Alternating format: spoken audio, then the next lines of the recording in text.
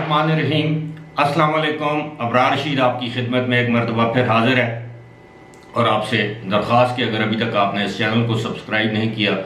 تو اسے سبسکرائب کر لیں، جو بیل آئیکن ہے اس کو ضرور پریس کیجئے گا۔ آپ کا بہت بہت شکریہ۔ پاکستان میں اس وقت آپ کو جو سیاسی عدم برداشت مختلف میدانوں میں تنزلی تطہیر وغیرہ جو نظر آ رہی ہے، بلکہ میں اسے یہ کہوں کہ گندگی نظر آ رہی ہے، اس میں بہت بڑا کردار ہمارے ماضی کے جرنیلوں کا ہے۔ لیکن بدقسمتی کی بات یہ ہے کہ اس تمام گند کا ذمہ دار جو ہے وہ در حقیقت یہ کوشش کی گئی کہ سیاستدانوں کے کندھے پر ڈال دیا جائے، سیاستدانوں کو مورد الزام ٹھہرایا جائے۔ ایک سوچے سمجھے منصوبے کے تحت مختلف ادوار میں سیاستدانوں کو بدنام کیا گیا کہ پاکستان میں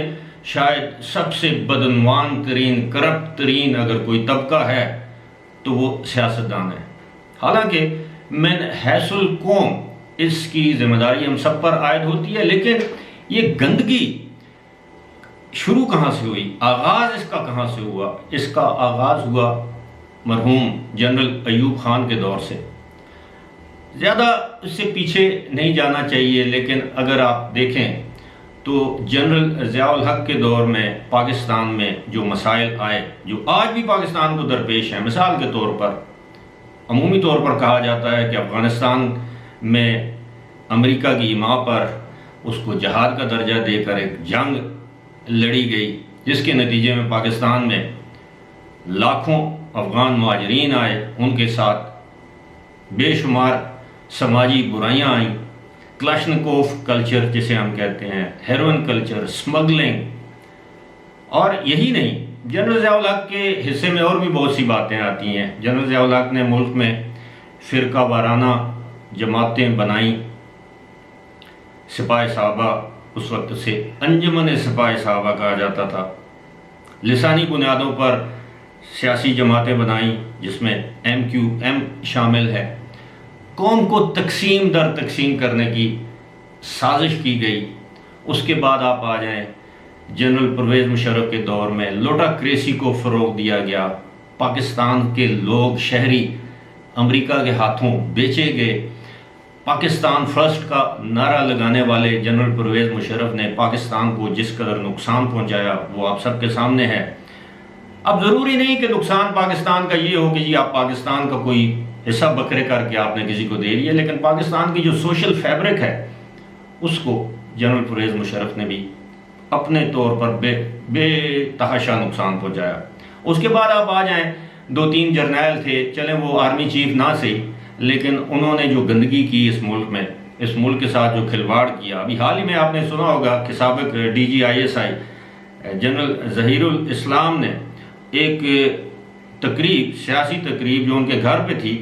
اس میں انہوں نے کہا کہ دیکھیں جی اس پی ٹی آئی کو ہم نے لانچ کیا ہے تو اب ہمارا فرض ہے کہ اس کی سپورٹ کریں۔ لیکن بعد میں ان کا بھی تھوڑا سا سافٹ ویئر اپ ڈیٹ کیا گیا تو انہوں نے تردید کی کہ نہیں، ان کا پی ٹی آئی سے کوئی تعلق نہیں ہے، وہ تو اپنے علاقے کے ایک جرگے سے خطاب کر رہے تھے اور اس جرگے نے فیصلہ کیا کہ جی پی ٹی آئی کے پی 7 جو ہے ضمنی انتخاب کے سلسلے میں کہ پی ٹی آئی کے امیدوار کو ہم سپورٹ کریں گے۔ لیکن یہ بات کس سے ڈھکی چھپی ہے کہ جنرل احمد شجاع پاشا جو اس وقت ڈی جی آئی ایس آئی تھے، پھر ان کے جو پیش رو ہیں سکسیسر جنرل ظہیر الاسلام، کس حد تک انہوں نے پی ٹی آئی کی سپورٹ کی اور آج بھی کر رہے ہیں۔ میں اس کی آپ کو آگے چل کر میں آپ کو مثال دوں گا کہ کس طرح سپورٹ کر رہے ہیں۔ لیکن احمد شجاع پاشا نے کاف لیگ سے، پیپلز پارٹی سے بندے توڑے، نون لیگ سے بندے توڑے، پی ٹی آئی میں شامل کروائے۔ وہ لاہور والا جلسہ آپ کو یاد ہوگا، مینار پاکستان پہ جو پہلا جلسہ تھا، جس کے بعد دھڑا دھڑ جو ہے وہ لوگ شامل ہونا شروع ہو گئے پی ٹی آئی میں، جن کو الیکٹیبلز بھی کہا جاتا تھا یا جو بھی آپ ان کو نام دے دیں۔ یہ اسی طرح ہے کہ اگر آپ کی کوئی ویڈیو وائرل ہو جائے تو اس پر دھڑا دھڑ نہ صرف ویوز آ رہے ہوتے ہیں بلکہ سبسکرائبرز کی تعداد بھی بڑھ رہی ہوتی ہے، اس طرح جیسے مشین کوئی لگی ہوئی ہے۔ تو یہ صورتحال ایسی ہے کہ اب یہ جو جرنیلی گند جسے میں کہتا ہوں، یہ جرنیلی گند جس کا ذمہ دار بالآخر سیاستدانوں کو، جب وہ دیکھتے ہیں کہ اب حالات ہمارے ہاتھ سے نکل رہے ہیں، ملک کی معیشت نیچے جا رہی ہے، تو پھر وہ اپنی من پسند ایک سیاسی جماعت کو آگے لے کر آ کے ایک فساد جسے ہم کہتے ہیں ایک آگے چہرہ رکھ دیتے ہیں کہ جی یہ جمہوریت ہے۔ وہ جمہوریت ہوتی نہیں ہے۔ میں کسی ایک سیاسی جماعت کو اس کا ذمہ دار نہیں سمجھتا، یہ ساری سیاسی جماعتیں اس میں شامل ہیں، اس گناہ میں۔ پیپلز پارٹی ہو، نون لیگ ہو، یہ سمجھوتے کر کے، کمپرومائزز کر کے، ڈیلز کر کے اقتدار میں آتے رہے۔ یہی صورتحال تھی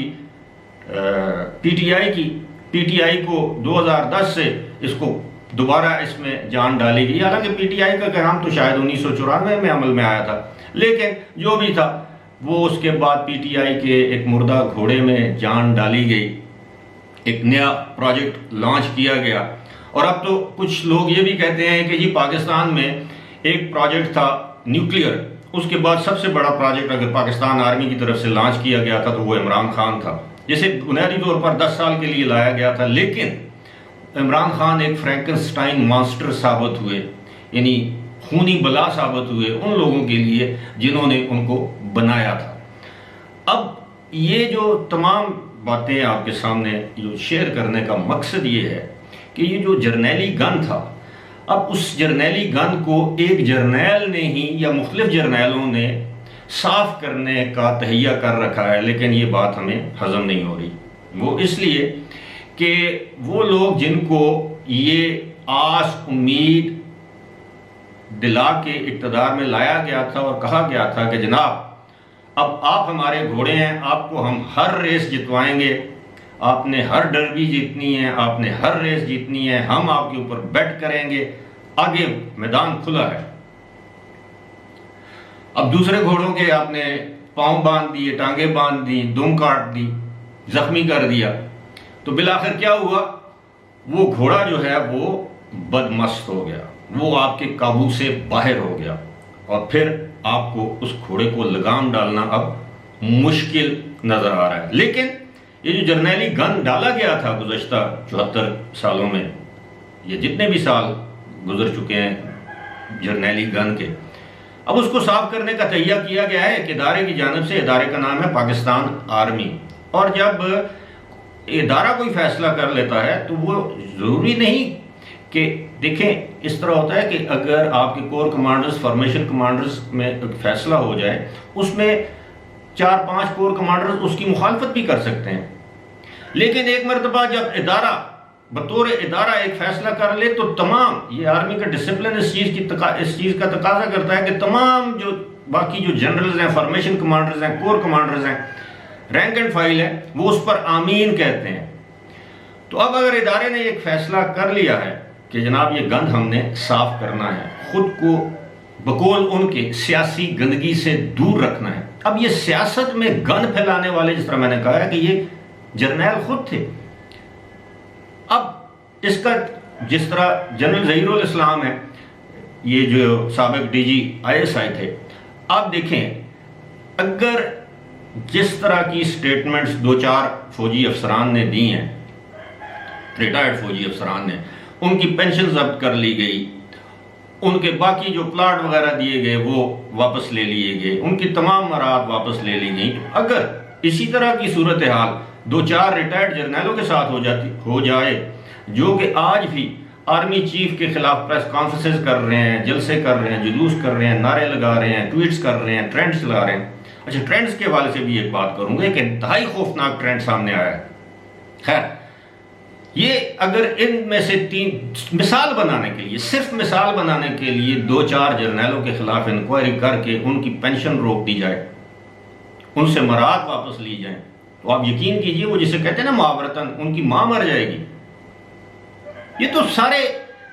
ان کو جگیریں ملتی ہیں جب کوئی جنرل ریٹائر ہوتا ہے، ان کو پلاٹس ملتے ہیں بیریا میں، ڈی ایچ اے میں، پتہ نہیں کدھر پاکستان میں جتنے کنٹونمنٹس بن رہے ہیں، جتنی ڈی ایچ ایز بن رہی ہیں، ان میں ان کو پلاٹس ملتے ہیں، ان کو نوکر ملتے ہیں، ان کو ڈرائیورز، ان کو بے شمار سہولیات ملتی ہیں بعد از ریٹائرمنٹ۔ اگر وہ واپس لے لی جائیں تو آپ یقین کیجئے کسی ایک retired general, brigadier, major general, lieutenant general کی یہ جرت نہیں ہوگی کہ وہ آئندہ اس طرح کا اقدام کرے۔ اگر Pakistan army as an institution ایک سٹنگ لیفٹیننٹ جنرل کو اسپیوناج یعنی جاسوسی کے الزام میں عمر قید کی سزا سنا سکتی ہے،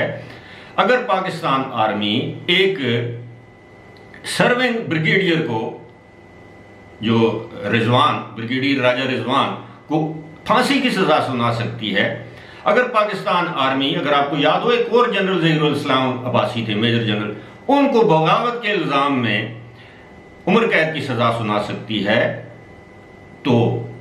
ایک ریٹائرڈ فوجی افسر کے خلاف وہ کوئی کارروائی نہیں کر سکتی؟ حالانکہ آرمی کے جو رولز ہیں اس کے مطابق تو ریٹائرڈ فوجی افسر کے خلاف بھی